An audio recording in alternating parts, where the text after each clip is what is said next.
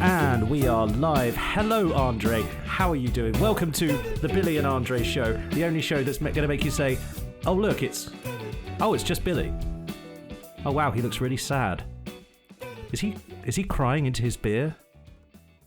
Oh, no, his tears are the beer.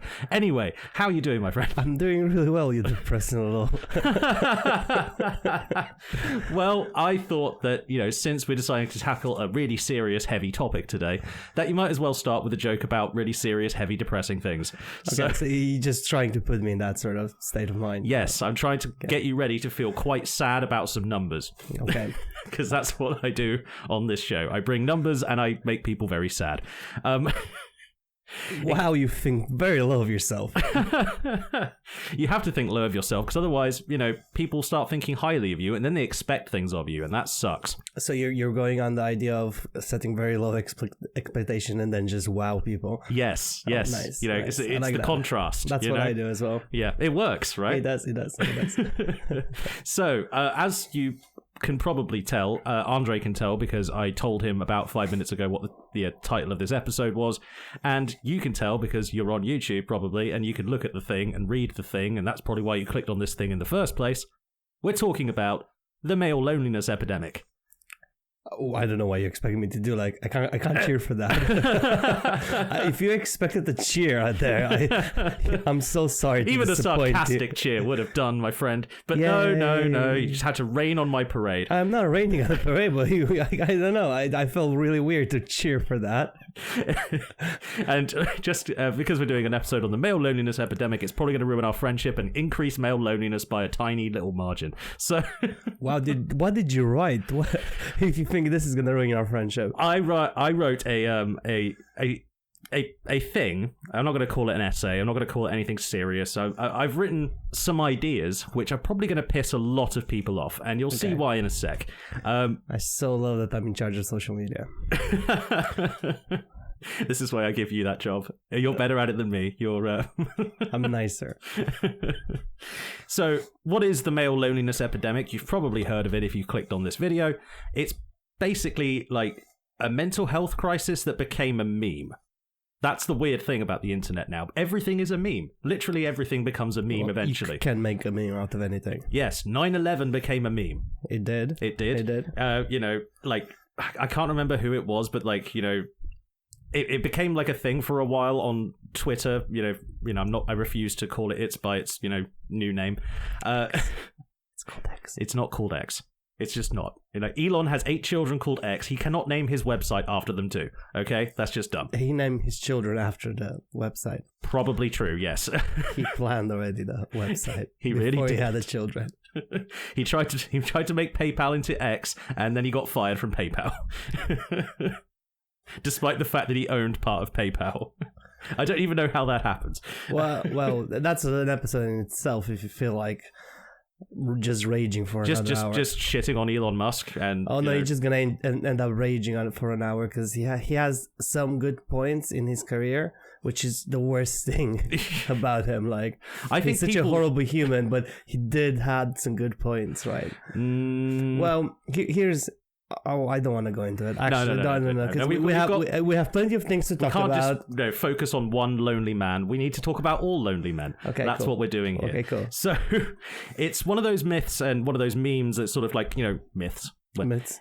It's one of those memes that's sort of controversial because a lot of people say it's a myth. There's a lot of people who say, well, it doesn't actually exist. And then there's a lot of people who get really, really offended when you say it's a myth. And we'll get into why in a sec.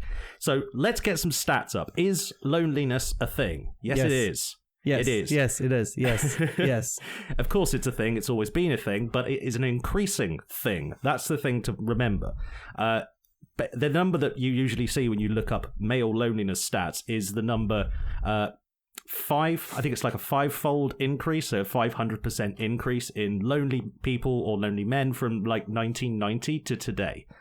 Now, 1990s was quite a long time ago, You know, a lot of things have changed since then. Like, I stopped shitting myself. I'm not sure about you, but you stopped shitting. I occasionally stop shitting myself. Yes, I do.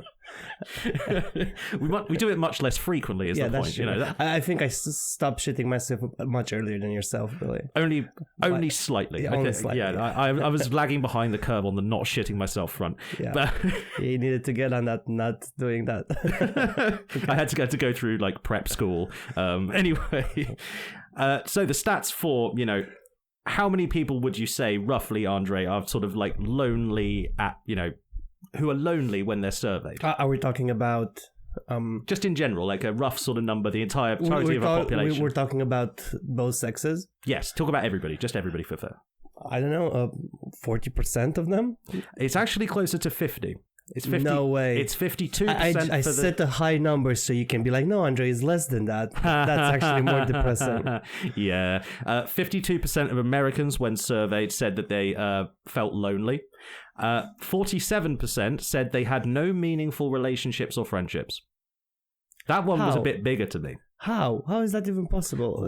We'll get to that later. But so that's the thing you need to remember with all of these stats is that they are self-reported data. So it basically consists of, you know, me asking you, Andre, are you lonely? No. Okay, that goes in the no column. That's how it works. I didn't know what to do there, sorry. No, you answered honestly. That's what I wanted. Okay. The thing is, there's no way to, like, you know, brain scan somebody for loneliness. You know, there's not really a thing. 100%. It's not like, I see that the Mason's bassoon area of the brain is lit up, therefore you are lonely. That's not how... Is that actually a brain area? No, it's not. I made it up. Because that would have been... I was like, just... Godsmack there. I thought you actually knew a brain area. Oh, I nearly failed behavioral neuroscience. I suck at it because there was all the like weird areas of the brain sound like stuff from an episode of Brass Eye. It's just like, you see the drugs, they influence this area called Wernk's bassoon, and it's like stuff like that, which is actually how areas of the brain are named. They have like, this guy discovered it, and he named it after like a dog or a cat that he owned or something like that. It's really, really dumb that we do it that way. His cousin's second sister. Yeah, kind of. Whichever member of the family he was knocking off at the time, because it was the 19th century. Okay, so let's find some more specific stats, right? 14% of people in the UK say they're lonely all the time. 45% say that they're lonely sometimes or often. So there's a bit of a line there. That's extremely surprising because in the UK you have the pub culture, right? True. So probably loneliness as in they probably didn't form a meaningful connection with anybody in that pub. So you're getting closer to the thing there. Both of us have been, you know, we drink at the same pub. That's how we met. Yeah. There are people in that pub who we just sort of don't talk to. Yeah. And they're usually like... They're weird. Yeah. And we're the weird ones there, and we think they're weird. Yeah, exactly. There are people that even the staff sort of like, you know, only barely tolerate because they're just sort of strange. They drink by themselves. They don't really interact with people. And when they do interact, they're usually really, really drunk. So it doesn't come off well. Yeah, that's true. The weird conversations at the bar when you're trying to get on a pint and somebody just talks to you. Yeah, so just like, did you see this? And they're like, no. And they're like, you know, whatever you answer, it's going to be a weird conversation. And you're just like, I'm trying to sort of indicate with my body language that I'm going away from the bar to the smoking area. Have you not? Well, you haven't worked hospitality. You haven't mastered the and you leave. Oh no, I've mastered that, but that's mostly from gigs. Yeah, not from working. Because you're like, that was funny. Yeah, just like, mate, you remind me of this guy I saw like in the 80s, right? This guy in this band, I can't remember what they were called. That's so great, man. I'll see you in a second. Just call me. What did you say? Yeah. Oh, sorry, I hear the wife calling me. Like, just gone, ghosted. Sometimes you have to do that to get out of awkward social situations. Anyway, going back to the stats. It affects different ages of people differently. So, you know, people our age are sort of the least at risk. Quite young people, like teenagers and like older than like retirees, basically, are more at risk of it. And that's kind of obvious, right? You know, when you're young, you don't really have control over where you're going or where you live and stuff like that. When you're older, you sort of, people die, your friends die, people start dying off. So you get lonely, that's more, you're more likely to end up in that situation. It affects uneducated people more. Okay. That sort of surprised me because I thought, people who like sort of live by themselves in weird country houses, you think they'd be lonely, right? No, they're not. Most, loneliness is very different from being alone. That's a very, key distinction to make. It also affects minority people more, so black, gay, go down the long list of oppressed minorities in your society, wherever you are. That's obviously, that's there for pretty obvious reasons. Yeah, because they're being isolated by society. Yeah, and especially if you fall out with members of your own community. If because you're a Romanian person living in the UK. Yeah. If you just got here and all the Romanian friends that you made suddenly said, actually you're a dickhead, we don't like you, then what you gonna do? Yeah, you haven't got. You don't know other Romanians or all the Romanian. Well, Romania is different because there's a lot of them down here. That's true, but it's a lot and most of the time you guys stick together pretty well, which is a good thing. But I'm to a certain degree, yeah. But I'm sure there's like a couple of guys who are like, yeah, you might be from Romania, but you're a piece of shit, and I don't want to talk to you. Well, there's like you find people's characters.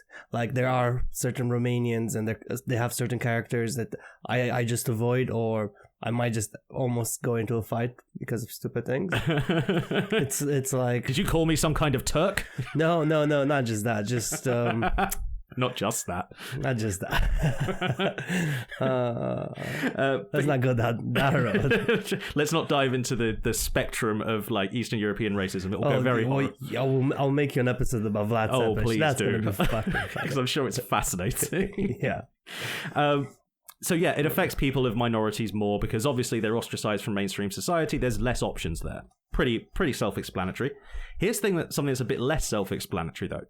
Rich people spend more time alone, but they are less lonely.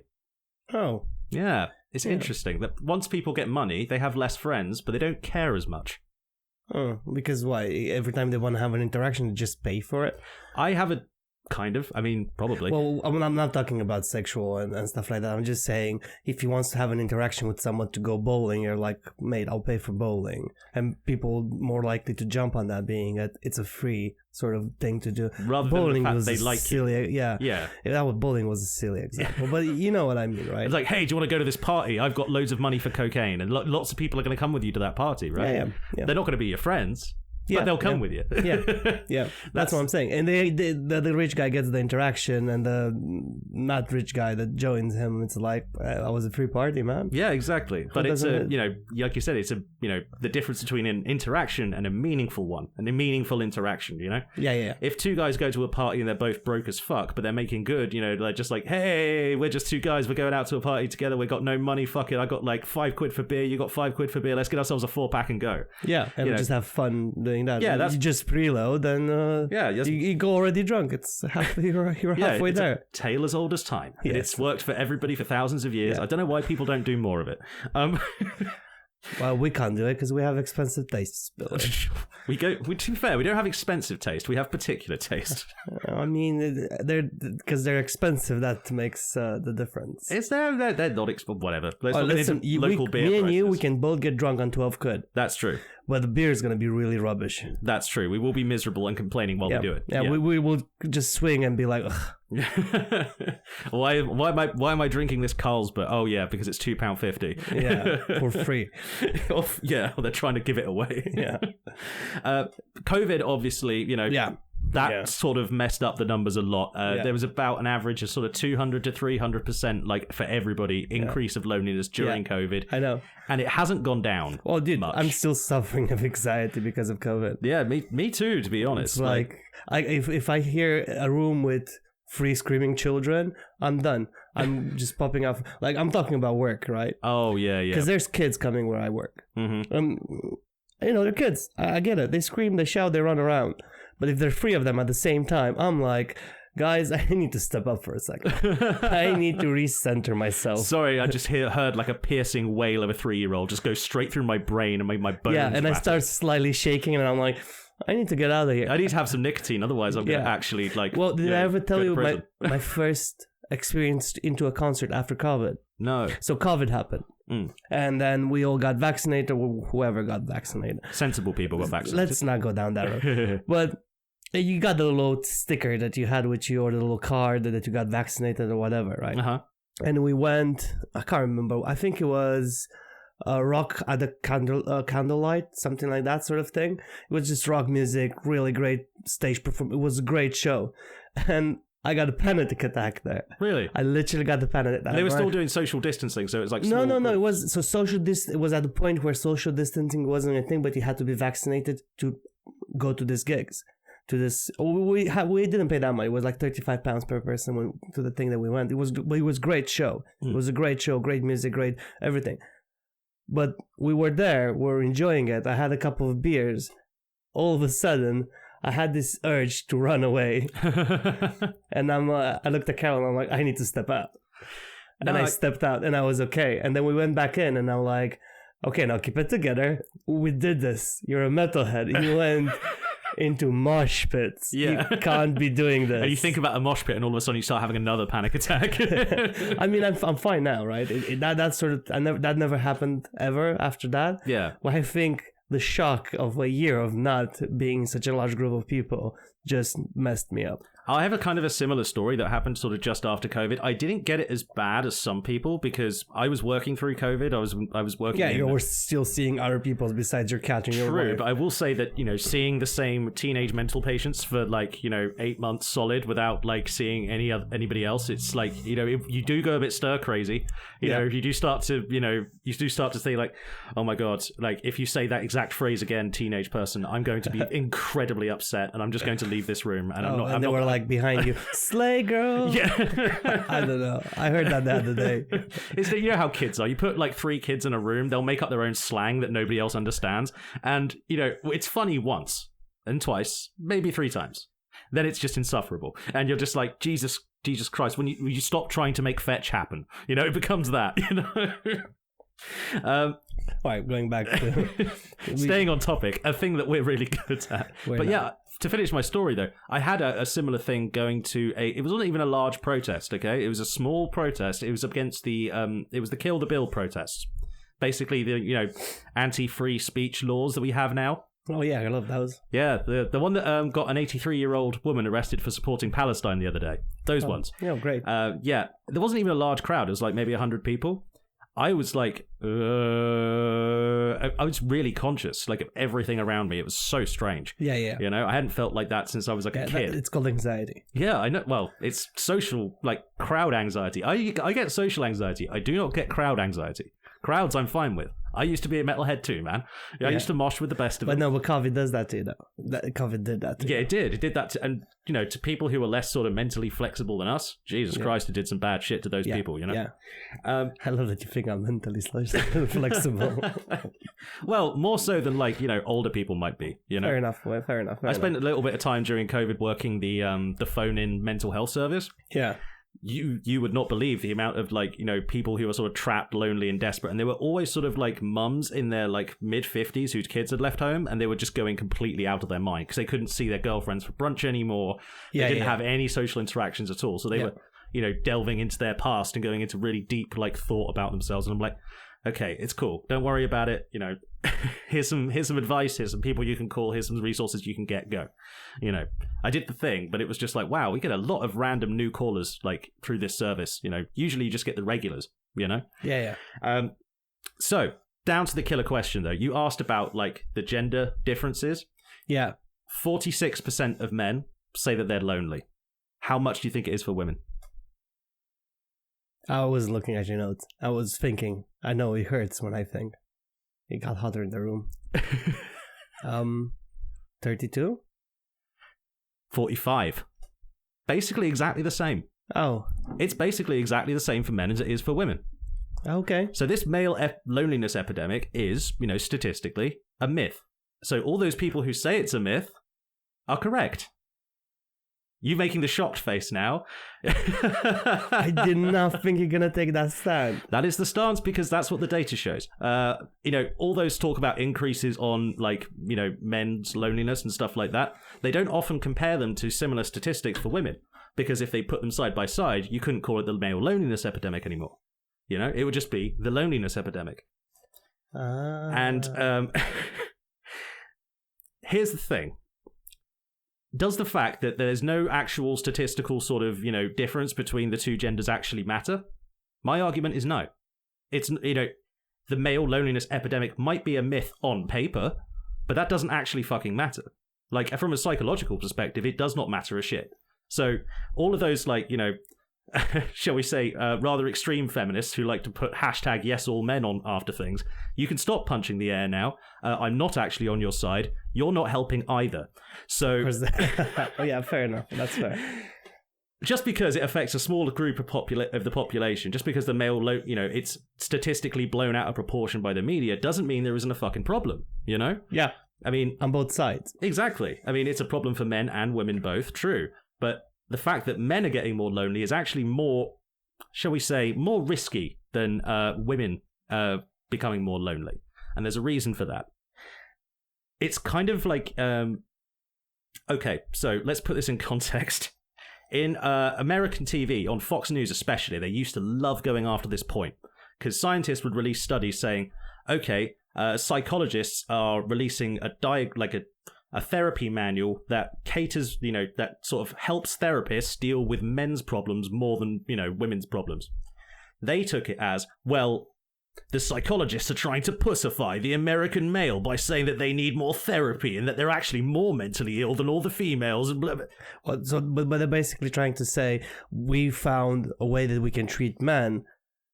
That doesn't mean that we don't have already ways that we can treat women. So basically they had two different methods of treating women and men. Yeah. Now the fact that... It's not like we're treating all men like serial killers. It's just that you need to talk to men and women in different ways. Yeah, exactly. Because they're different groups of people. Yeah. Shocker. Yeah. You know, it's like you have to, you know, understand cultural trauma and racism if you want to, you know, effectively be a therapist for black people and minority people and Muslim people, that kind of thing. Yeah. If you don't understand anything about Islam and you go in as a therapist and try to help out a Muslim person, you're going to fuck up. Oh, quite badly, You're going to fuck up so badly and look like an asshole, and that person isn't going to take you seriously either. Yeah, because you wouldn't understand their culture, you wouldn't understand their beliefs. If you don't have sort of that sort of understanding, it's no point of you talking to them. Yeah, if like I go up to you as a Muslim man and say, hey man, when I'm depressed, I just have a bacon sandwich. Wow, dude. Yeah. That guy is not going to take you seriously and listen to your advice. He's going to be like, wow. He's going to be like, this guy's a fucking moron. I'm not listening to him. So it's important to understand that men and women process things differently. And, you know, while, you know, the stat of just, I am lonely is slightly, you know, is basically the same for men and women. Men and women process their loneliness differently. Men are more likely to drink, hold themselves up away from other people, and sort of like, you know, dive into the internet and porn addiction, basically. Women can do the same thing, but they do it less often. They usually have, you know, a stronger sort of like, it's about meaningful relationships, right? Yeah. Because you can be friends with a dude for 10 years and not tell him basically anything about how you're feeling. Not really, you know? Yeah. You wouldn't say, like, hey, man, I was like thinking about, you know, topping myself the other day. You wouldn't say that to like a dude friend for the most part, or a group of dude friends especially. Yeah. You can't say that in a group of friends, of male friends. Yeah, because like one guy's going to call you a pussy, and the other guy's going to be even bigger pussies and not fucking check him on it. Well, if in certain groups of male friends, if you tell them you feel a certain way, you just because you express your emotions, they might not talk to you anymore. Yeah, they might just think you're a They're bum. like, he's just bringing us everybody down, so why would we bring him to our party? Yeah, exactly. Whereas like girls will be, not always, but more likely to be like, you know, oh wow, that's really bad, tell me about it, like, you're right, you know, at least like the first reaction is going to be better. Yeah. They might go and bitch behind their back, but whatever, you know. Well, that was nice of you to say. I'm just saying, men bitch behind men's backs. Oh yeah, that's in the same amount. Okay, actually they do it more. Let's be honest. Yeah, they do. They do. Yeah. So the whole point I'm trying to get at is sort of, I know I'm vaguely stabbing towards my point, is even if the male loneliness epidemic is a statistical myth, we still need to address it, because in the process of not processing their loneliness properly, men are likely to do really fucking stupid things. And that's... Sure. Have you ever heard the statistic that more women attempt suicide, but men successfully commit more suicide? Yeah. You know how to use power tools.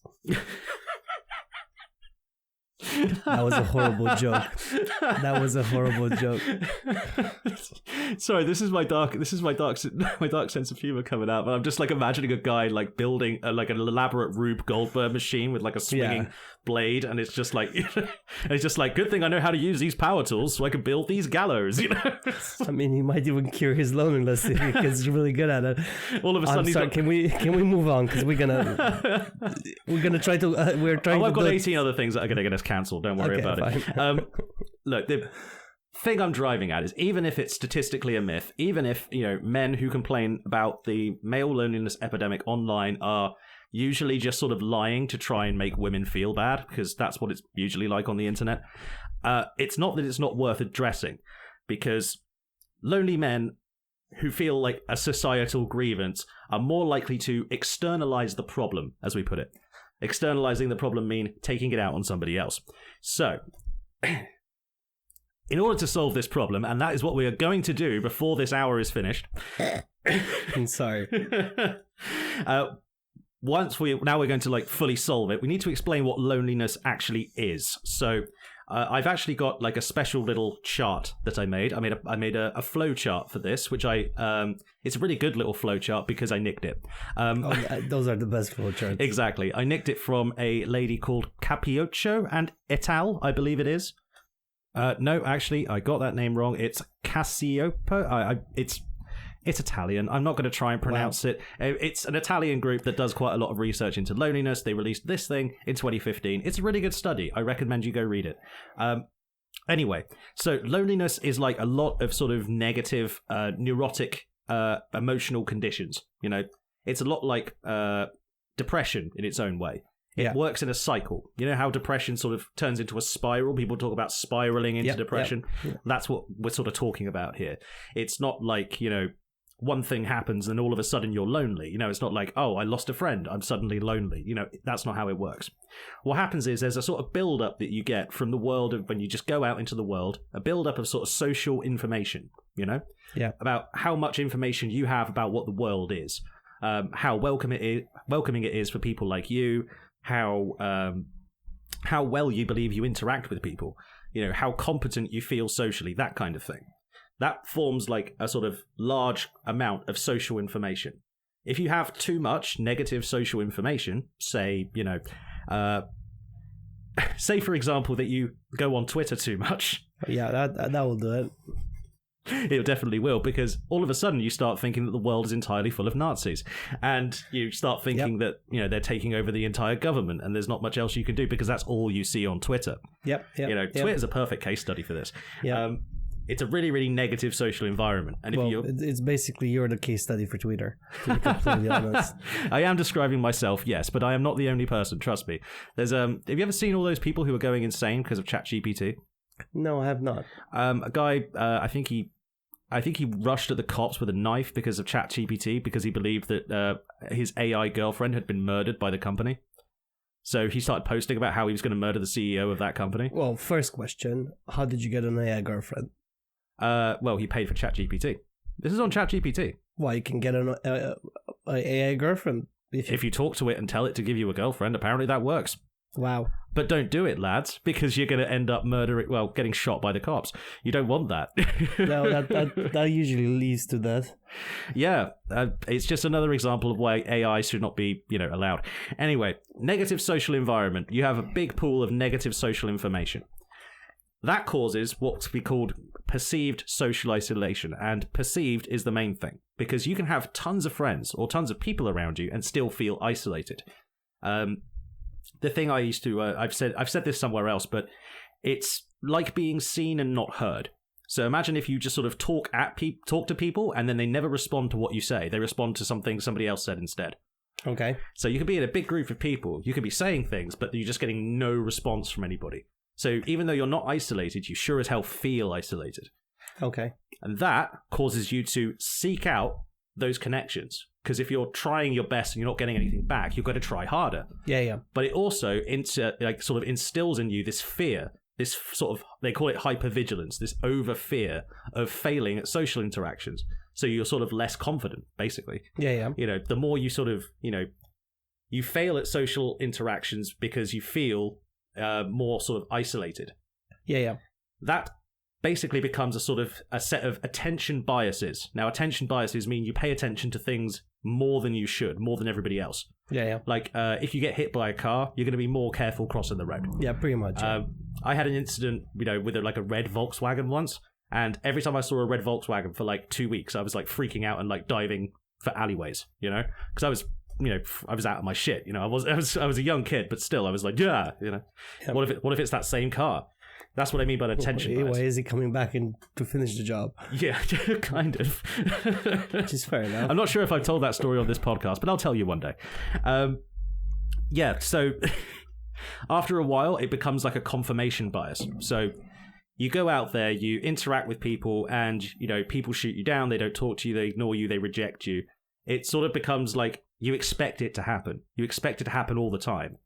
And that affects your behavior because you either stop doing it or you try harder. And both of those things can go wrong because if you stop interacting with people, then you have more negative social experiences because you feel more isolated. Yeah. But if you try too hard, hello Elon Musk, if you try too hard by making really shit jokes that nobody likes or gets or finds funny or these are all the words of the Trump administration. I'm just, passing them along. To make it political. Oh, trust me, it's going to get worse. But if you try too hard, I mean, you've probably done this with at least one girl in your life, right? Maybe.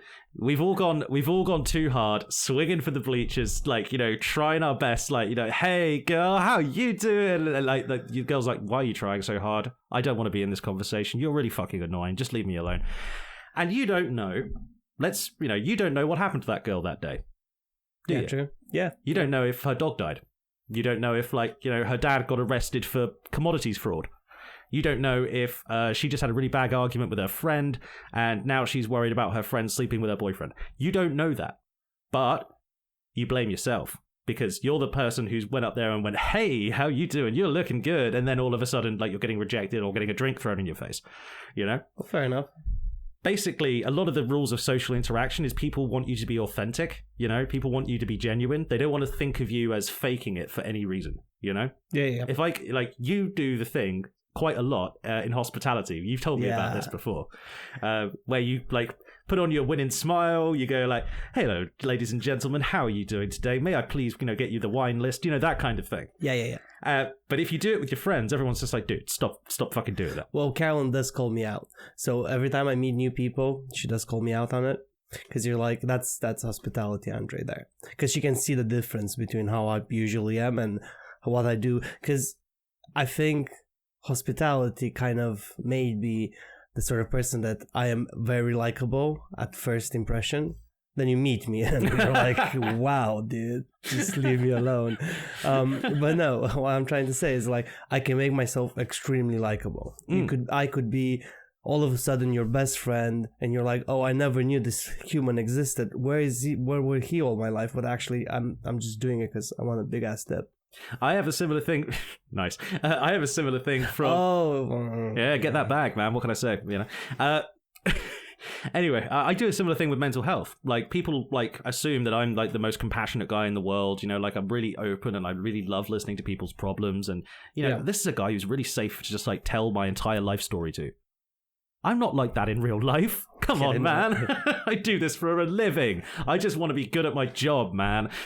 I don't actually want to hear everything that happened to you when you were 12. That's kind of a bad example because you are compassionate and you are not just doing this just for the money. True. Money I would not be doing it for the pay.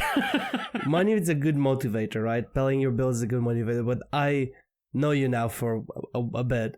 And you're not just doing it for the money. You're actually doing it because genuinely, if I wouldn't do it for the money, you're getting paid for it.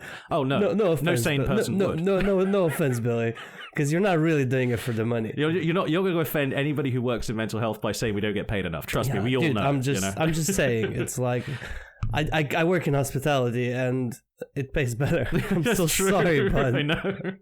The point is, I am a compassionate guy for the most part. I do have a philosophical connection to it, anarchism, blah, blah, blah. But I'm not literally like going to sacrifice like all of my life and time for one other person, because that's not how it works. You know, you kill yourself doing that. It's no, because there's also the self happiness, right? Yeah. But I want to, you know, I do put on an act, and it is, you know, it's different from how I would act normally. If I try and do that on just like regular people in the street, it works for a little bit, and then it just doesn't. Yeah. And yours probably does exactly the same thing. I can get away with it for a while. You can get away with a lot. But people like you to be authentic. That's the thing. Yeah. And if you're obviously trying too hard at a social interaction, it's going to go badly for you. And that's going to feed back into your perception of your social isolation.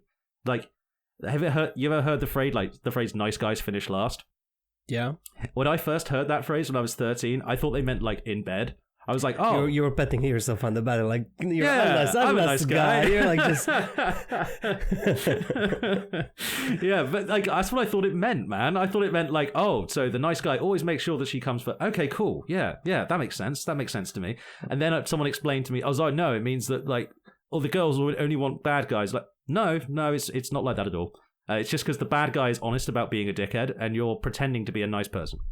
Oh, fair enough. That's the difference, you know? An honest dickhead is probably, you know, better than a sleazy, unsure, sort of deceptive, nice person. You know what I mean? I mean, yeah. You can see why, you know. I get that. In theory, it shouldn't work, but like in interactions with people, you notice it, and it does work. So, if you look at this sort of like this cycle, and if this keeps going round, and like a spiral, of course, it goes faster and faster and faster and faster, and it becomes more like the focus of your life. That's how you end up with people like Elliot Rodger, the Columbine kids. Remember that old Chris Rock joke where he's like, the Columbine kids were complaining how nobody would play with them and they were bullied at school, and it's like, I saw the yearbook picture, there were 6 of them. Yeah. I didn't have 6 friends in high school. Yeah. I ain't got 6 friends now. And it was a really good joke, but he's right. They perceived themselves as socially isolated, despite the fact that they had friends. People liked them. There was like, you know, a whole gang of them. Yeah. That should have been enough, but nope. They perceived themselves as outside and different from everybody else.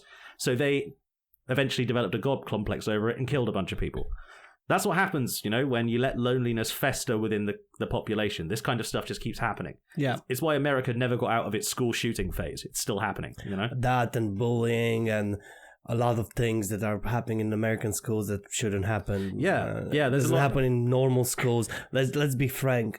Their whole school system is broken. Their whole healthcare system is broken. That's why they can't get over the loneliness epidemic, because they don't have enough people, and they don't have money to pay for therapy, man. They don't have a therapy system. I mean, America is the therapy system in America. It's pay to win, right? Basically, yeah. Because if you don't have money to pay to fix yourself, you're not going to be able to do it. And who is lonely? People that can't afford it. Exactly. I'm sorry.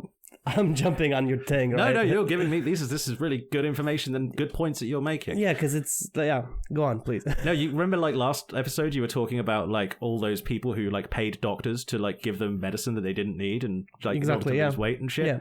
That kind of stuff happens all the time in America because their doctors is a pay-to-win system. You know? It's loot boxes. It's microtransactions, Andre. But here's the thing, right? Stop killing games. Hashtag.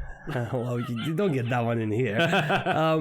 Even though there's a lot of people that are lonely and they play a video game, but that's a different sort of subject. But here's the thing, right? Hashtag stop killing gamers. Yeah. But here's the thing, that the way I look at it, right?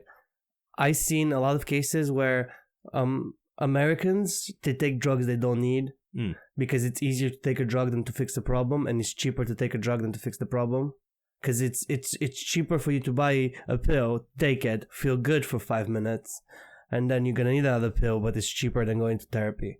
I will stand up in defense of the pills because the pills actually do what they say on the tin. Yeah. The problem is people expect them to work miracles, and they don't work miracles. But it doesn't. You know? It doesn't actually fix the underlying it problem, doesn't, you know, right? but it does help. It helps you fix the underlying problem, but you still have to go and fix the underlying problem, son. Otherwise it's still there. You know, an antidepressant isn't going to do shit if you're like drowning yourself in whiskey every night. Trust me, I know that one personally. Okay. Just don't do that, Billy. Don't do that. Don't drink on your antidepressants. They're sort of counteracting each other. It doesn't work. Anyway, basically after a while, like sort of trapped in the loneliness cycle, you know, all it takes is enough time and a couple of bad incel chat rooms to feel like you can't escape. That's what I mean about like negative social media environments, you know? because these lonely people, they gravitate towards like other lonely people, thinking that they'll understand and whatever. But they actually end up just on Twitter, like screaming grievances at each other or being convinced that the Jews are somehow responsible and shit like that. So you're basically saying that they're just fueling their own loneliness. Yeah. There's some papers written on this. It's called digital self-harm. Yeah. It's like those girls with anorexia who go on the Thinspiration blogs, where they try and inspire each other to lose weight more, even though they're dying. Yeah, that's it's a really bad thing. It was on Tumblr. It was like a problem on Tumblr for years. I think they banned them eventually, but it was better ban that stuff. Yeah, of course. But no one's banning. Well, actually, to be fair, they did ban the incel subreddit, which is good. But they're not, banning these people off Twitter because. Well, they have Discord now anyway. True. You're not gonna, because Discord is a private server, so who's gonna stop them doing anything on there, right? Yeah, Discord is basically like giving a baby a gun, Or Telegram, right? I never used Telegram. But I've never used Telegram either. I heard Telegram's quite similar to Discord. Telegram's like Telegram is like kind of like a mix between Discord and the dark web, which is basically just Discord. Well, it's run by Russians anyway. So. And it's run by Russians, so, Putin is watching you rather than Discord, which is Chinese. Well, they do claim that they're the only secure... As soon as NordVPN will keep those people from tracking your PC, I'm sure. Yeah. What's your hate on NordVPN? They don't do what they say they do. Look into it. Anyway... It's pretty easy for someone to like come along to this group of like lonely people who are trapped on the internet in these like groups of other lonely people who are telling you, actually, yeah, you should be lonely and miserable because it's not your fault, it's society or blah blah blah, or saying what's the incel expression? Your only option is to lie down and rot. Yeah, it's a... They're so cheerful, those people. Yeah, they're so cheerful and pleasant to talk to, and they're really going to dig themselves out of the loneliness by being literally annoyed at people trying to help them. Exactly, but that's how you get out of things. Just be annoyed at things. Yeah, just be like upset all the time for no reason, no matter what people say to you, and eventually everything will work out, right? Yeah, it's going to fix itself. I don't need to change what I'm doing. Well, it's not society my fault. That needs to change. It's not my fault. It's these bitches, Andre. You don't understand. It's these feminazis. I love the fact that you waited till this point to actually swear properly. You have not swear. I don't know what minute it is, but this is the longest you have. These are the things I do for you, my friend. I try to make this shit monetizable, but I fucking fail. I'm sorry. So now you got free in the span of 20 seconds. Because you can cut it out easier. See, I'm thinking of you, bud. But yeah, these kind of groups of people, they attract what else? Grifters. They attract Andrew Tates. They attract pickup artist guys. Remember those guys? Steve Bannon and the Trump campaign, for example. He put up a lot of stuff to the incel community. He thought that you could weaponize lonely video game players quite easily, and he was correct. Unfortunately, these like groups, basically, if they're not checked, if some outreach, that's why I said at the start of this, like about half an hour ago now, that's why I said at the start of this that whether it's a statistical anomaly or not, or someone on TikTok says, well, why are we coddling men's feelings? You know why we're coddling men's feelings here? Because otherwise we get fucking fascism. That's why. Otherwise people join neo-Nazi forums. They join, incel subreddits. They go mass shootings sometimes. If enough of them get together, they all vote for Donald Trump or join the Proud Boys or... Well, that wasn't just the lonely people that voted for Donald Trump. It was the imbeciles as well. I've never said these people were clever. But you can't, just assume that everybody in society is going to be smart, Yeah, that's Think of how stupid the average person is and realize that half of them are stupider than that. Wow. Yeah. I nicked that from George Carlin, but it's still true. Well. But you get if you're not careful, these sort of groups of people become very, very easy to radicalize because they're really angry. They think there's something wrong with the world, but they haven't quite put their finger on it yet. All they know is it usually has something to do with women. So women need to change. It can't be anything to do with us. Yeah, they do need to change. Yeah, they do need to change, of course, because otherwise their clothes start to stink. But still, you're not going to, a lot of these men have sort of, incels and people online, they have advocated for stuff like state-mandated girlfriends. The worst kind of communism. Wow, that's not even communism, dude. No, even Mao didn't do that. That's slavery. It's sex slavery, but the government. Okay, cool. Like, even Stalin didn't think of that. Stalin and Mao could never. I mean, they could have. Actually, Mao did something kind of similar. There's a little known fact about like the Cultural Revolution, but everyone knows it was basically, the image everyone has in their mind of Mao's Cultural Revolution is kids rising up, killing their teachers, and then eating them. Truth, that only happened like once or twice. But he basically put the entire country of China, which is a lot of people, in charge. He put sort of lonely Communist Party uni students in charge of all of China. So they had the power to arrest people and kill people for being bourgeois. Wow. So yeah, a lot of people died. A lot of stuff got set on fire. A lot of the teachers died because, who are students going to target first? Huh? I mean, the people that are smarter than them, that's for sure. The people who are telling them what to do. So they, go around shooting those people. They also published... I think there was one guy who was one student shot another student for, quote, public displays of unpleasant bourgeois affection. Making out with his girlfriend in a park. So, because of course all these people were like psychotic, repressed, sexually unsatisfied nerds. So they proved, like, I'm curious about the story now. I wonder if they actually proved they were, because they probably didn't. No. Okay. There's no cell phone cameras. It's the 70s, it was the Cultural Revolution was a wacky place. More sort of potent example though, North Korea right now. North Korea has a horrible incel problem. And I mean that because their birth rate, the birth replacement rate, people like to talk about like replacement rates as like, oh, well, actually, white replacement rate is down. That means, white people need to have more kids and black people need to stop being allowed into the country. It's not a problem anywhere in the world, really. Birth rates are pretty much fine. They're going down. They're not perfect, but they could be better, but they're doing okay. Yeah. The one exception is North Korea, where the birth rate is 0.2 babies per fertile adult. 0.2. Yes. So like only 1 in 5 of the generation that should be having kids is having kids.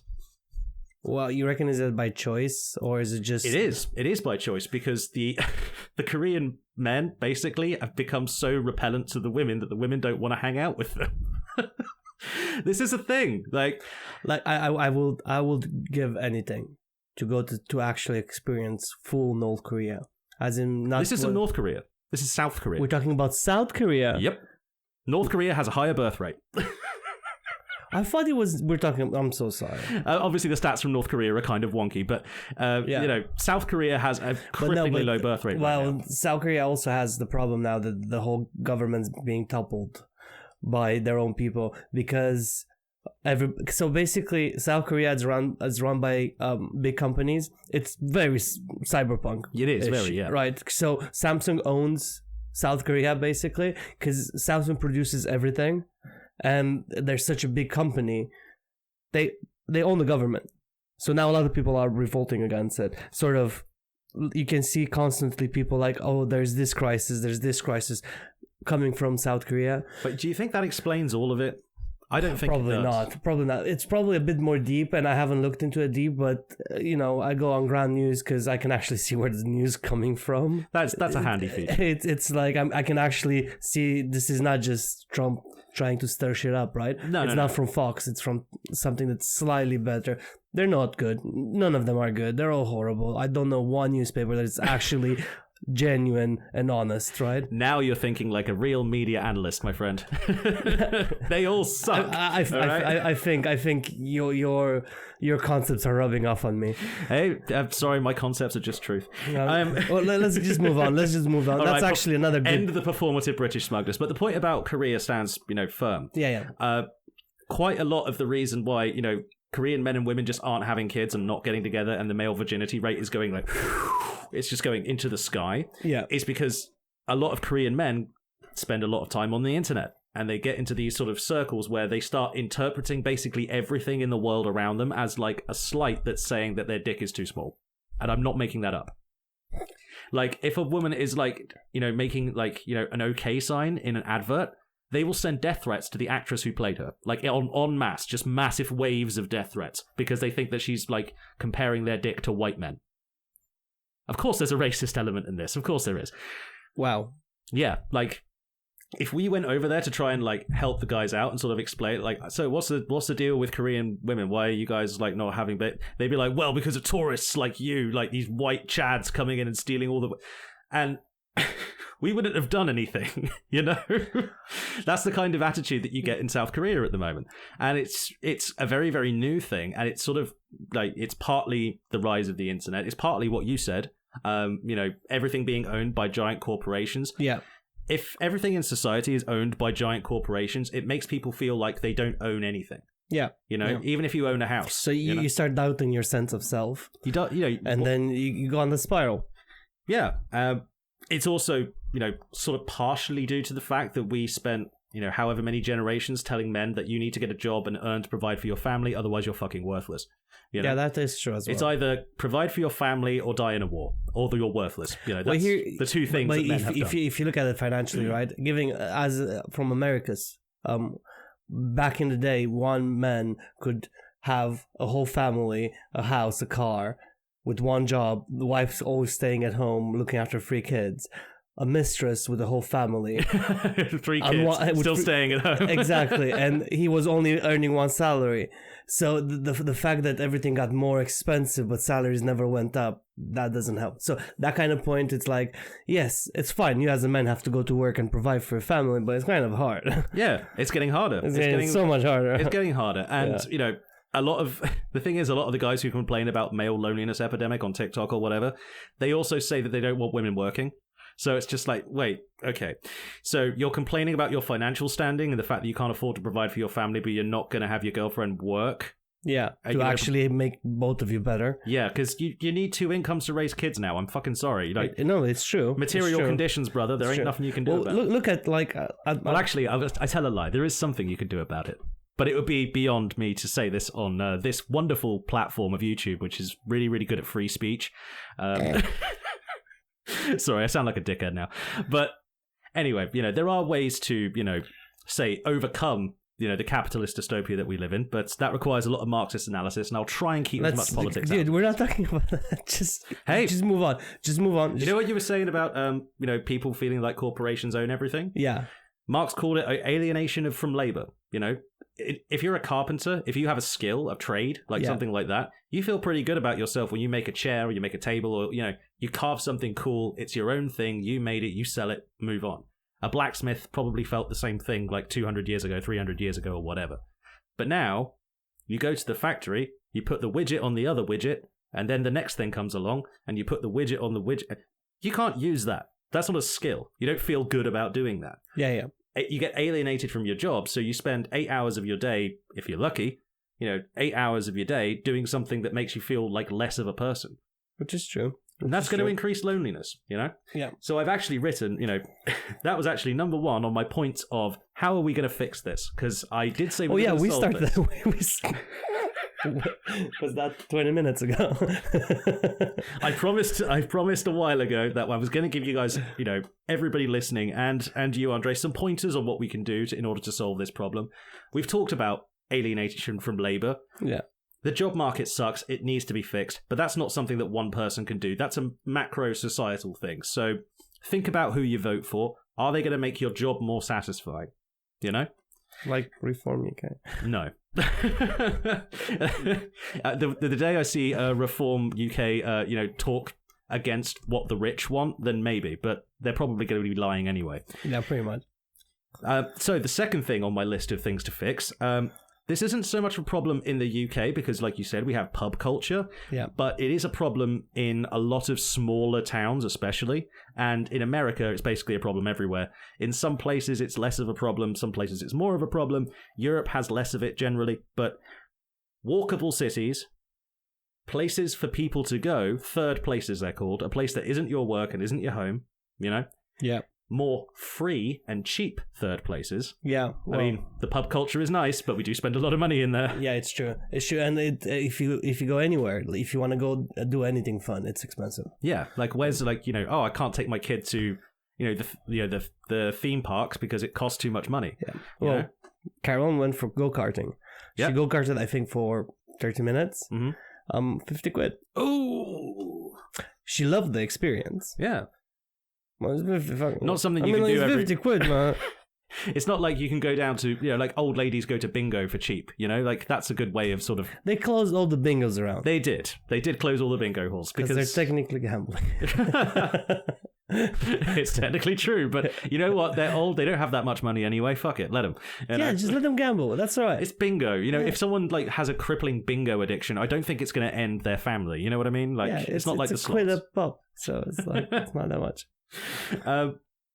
So if we could restructure a little, redesign our cities a little bit, make things more walkable, because walking past people is just better for walking around a city is better.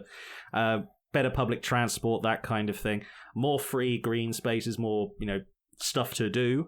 Just more stuff available that people can afford to do. That's a good way of, Have you ever noticed that guys tend, like men, but this is a men thing, I think, more than a women thing. I'm not sure. I'm just pulling this one out of my ass. But men tend to like hang out with other dudes more if they've got like an activity that they share, like rugby or golf or football, whatever, like sports related stuff, or they ride motorbikes, so they like go down to bike night or whatever. There's all kinds of things. So more free activities and stuff for people to do. It's the same with like teenagers. Like you put up a youth center so the kids are off the streets, so they're off doing something. Yeah. It works for adults as well. Adults need that shit too. Number 3, this is like my final like big one, like big society change one that we sort of need to push for. Stop teaching boys the hustle grind set bullshit. Like, I hate that so much. I know. It's like, just to remind you, young man, that your only worth to society is money. If you don't have money, the girl's not going to fuck you. Make sure you make money. Make more money. Why aren't you working? Work more. Work until you literally fall off your chair. I've seen so many quote-unquote motivational videos for young people that all say... They're not motivational, though. No, they're just slagging you off. No, because, listen, you watch it, right? Cunt. You go in for a motivational video, and you watch it, and you think, this is going to teach me something so I can improve myself to get into the hustle, right? Let's say that's your mindset. You go into bad mindset to begin with, but you go into it, you watch it, and... Not gonna lie, I tried watching a few of them because I thought maybe I find a little something on the side, just in case I find a little something on the side. I never say no to a little extra money. They're bullshit. They're all fucking bullshit. Yeah. Like every single hustle, like I tried an Etsy store once. Yeah. Because I thought, listen, everybody's doing it. I should just jump on this and see how it's gonna work. I didn't put enough probably time in it to actually start properly moving. I made 6 quid. Took me 5 months. I probably didn't do it right. Somebody bought my t-shirt. Oh, that's nice. So I made a profit of 6 quid. So you were drop shipping. I drop shipped 1 t-shirt in 6 months. You know what I did with those 6 quid? Paid all the fees. So I basically broke even, except for the time that I invested into it. I just broke even at that Etsy shop. As someone who started a merch store in a similar way during COVID, I feel you so hard on that, man. It's ridiculous, right? So I sold 5 things. Good job. In 5 years. In 5 years. But here's the thing. All right, fine. We don't have the skills to do that. And some people did do that and they did make money. Good for them. But here's the thing. Some people did that. Some people made money. Not everybody can go in, have the motivation and actually the skill to earn from that. So just because they sell you the idea, you should do this, just watch how many views that video had. Watch how many likes that video had. That shows you how they made more money because you fucking watched it. Yes, literally. I'm so sorry.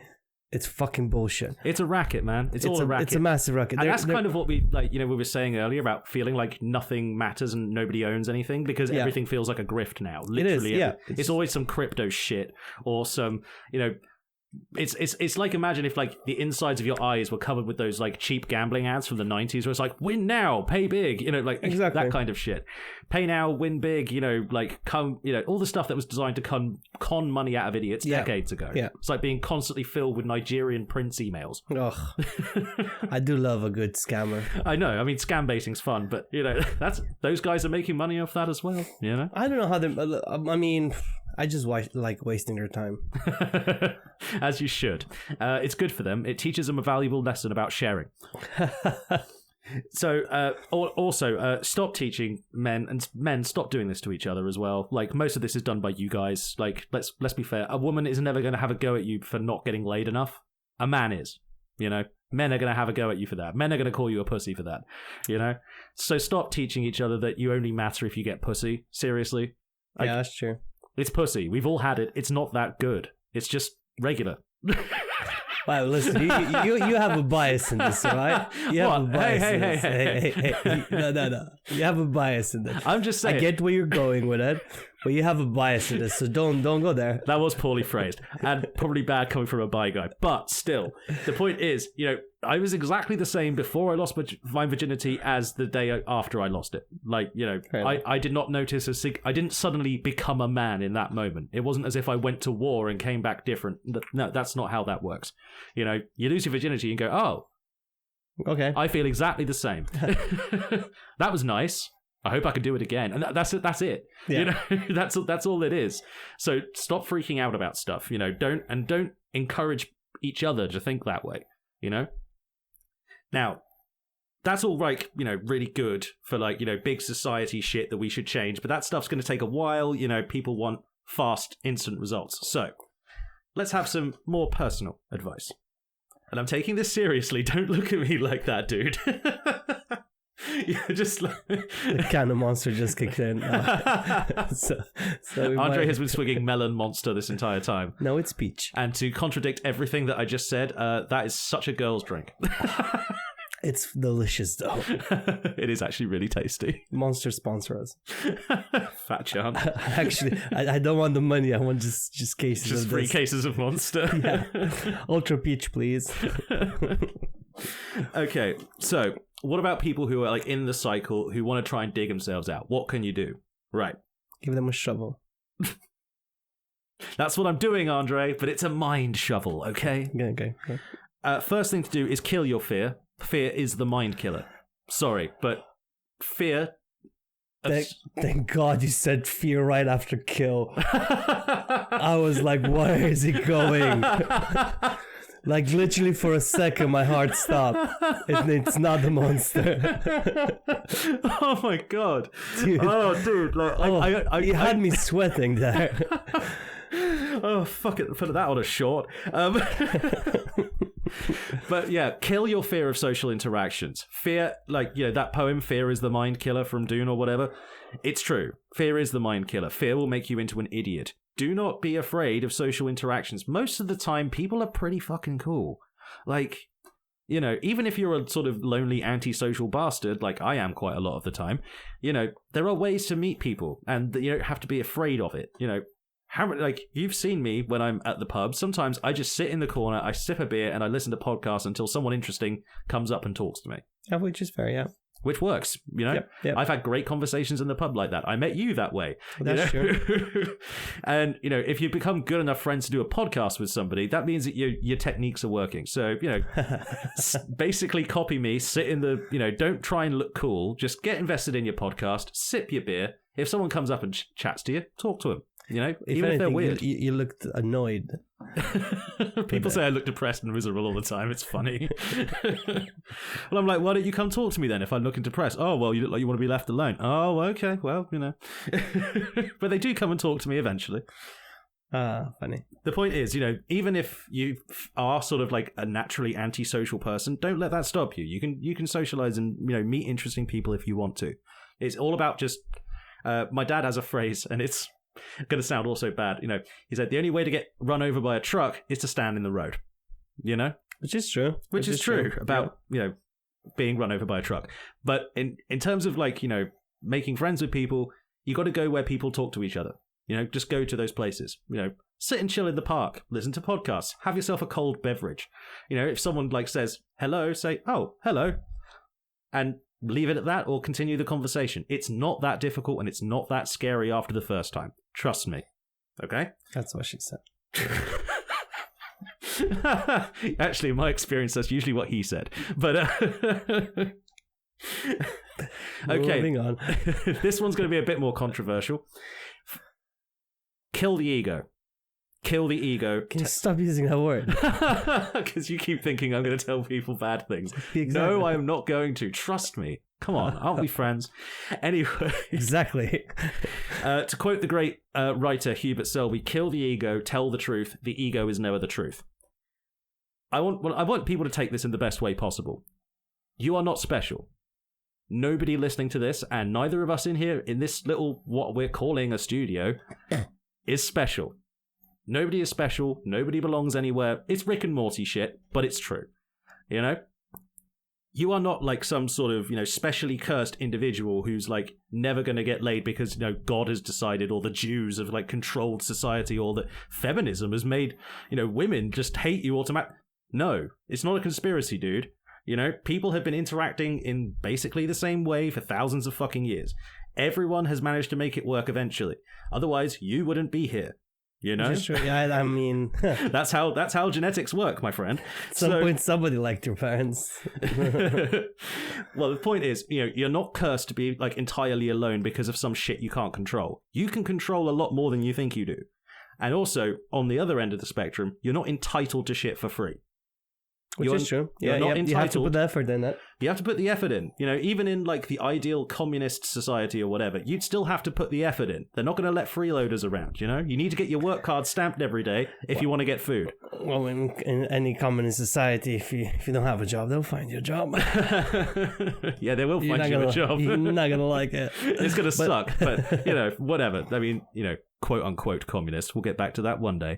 Anyway, but the point is, you're not entitled to shit, the least of all being other people. You are not entitled to anyone's attention. You're not entitled to anyone's vagina. You're not entitled to dick. You're not entitled to...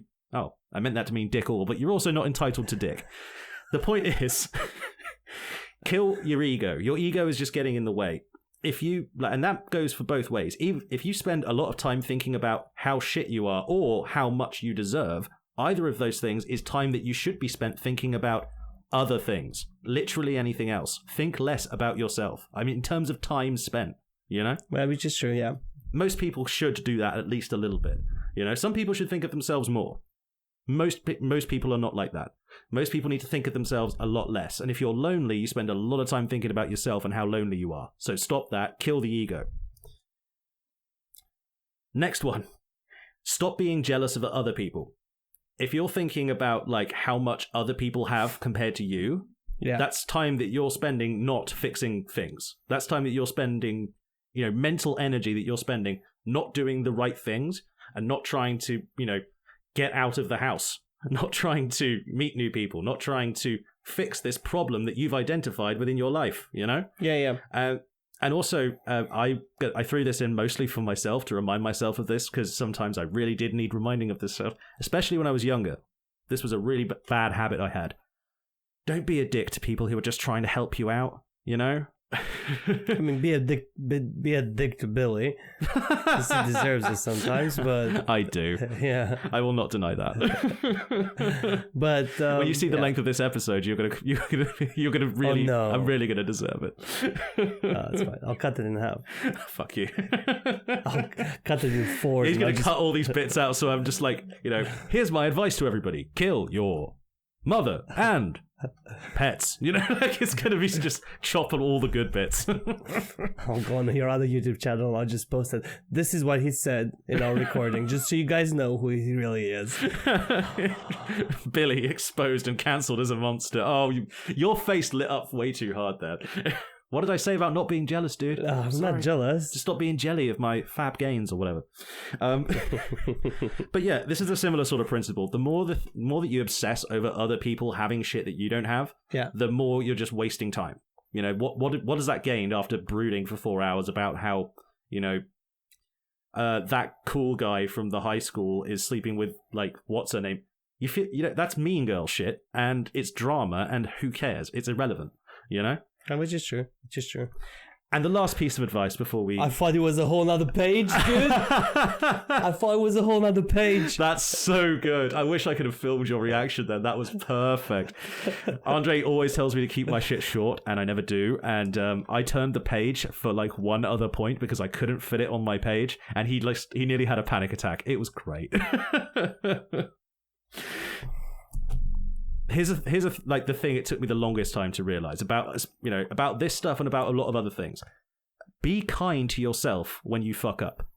Oh yeah. If you go into a social interaction, you fuck it up royally. The girl throws her drink in your face and calls you a creep, which is, She laughs at you for some, like, you know, some guy takes the piss out of you and then everyone finds the joke funny, but you don't find it funny. You're actually really hurt by this, but you're trying not to show it, so you sort of sleek away and you try and make it like subtle, and then everyone notices you're leaving and sort of laughs and the freak's leaving her. No matter how bad the situation is, be kind to yourself about it, you know? Admit your mistakes for stuff that you did fuck up, but most of the time you probably haven't fucked up as bad as you think. Yeah, it's always in your head, and also that story was oddly specific. That has never happened to me. I shall point that out. Okay. But similar stuff has. Okay. So, you know, that kind of shit. Be kind to yourself when you fuck up. You know, that goes for like any walk of life. You know, even if someone else is giving you a hard time over it, be kind to yourself and figure out how to... Because if you're too busy beating up on yourself, you're not going to fix anything. You know? Sure. A very kindly old nurse once said to me when I first started working at the hospital, I fucked up something. I can't even remember what it was. That's how little it mattered. But I was stressing out about it. And he could tell I was stressing out about it. So he said, Billy, why are you stressing out about this? Like, well, you know, I'm in trouble, right? I did mess this up. He's like, you did? Do I need to tell you that you did? Well, no, I'm pretty aware of, you know, it's like, you know what you did wrong? He's like, yeah. You're already punishing yourself more than I can punish you for it, so don't fucking bother. Did you work with Patrick Stewart?